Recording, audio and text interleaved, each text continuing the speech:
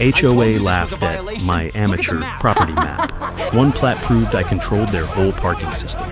The HOA board president held up my survey sketch with 2 fingers, like she was handling something she'd found on the bottom of her shoe. She announced to the room, "This is not a legal document.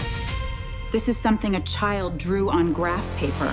The other board members laughed. I let them finish.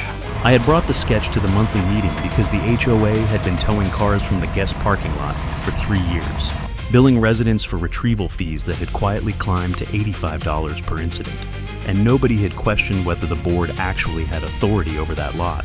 I started questioning it 6 weeks earlier when my daughter's car got towed from a spot she had used for 2 years without a problem. The violation notice cited a new overnight parking rule the board had passed internally without a resident vote, in a session never posted on the community board. I am a retired land surveyor. I did not mention that at the meeting. What I did mention was that I had submitted a public records request to the county clerk the previous month and received a copy of the original subdivision plat recorded in 1978, which predated the HOA's formation by 4 years.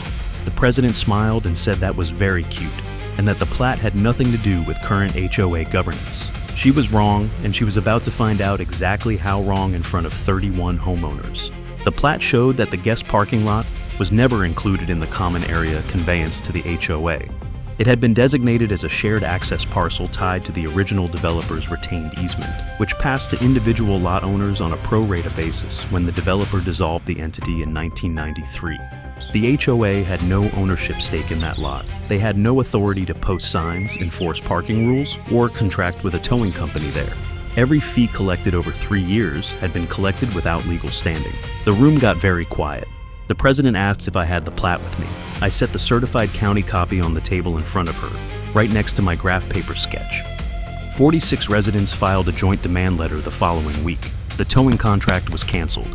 The board voted to reimburse all fees under the unauthorized policy, totaling just over $19,000.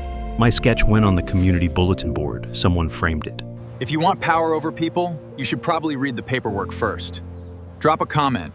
What would you have done the moment they laughed at that map?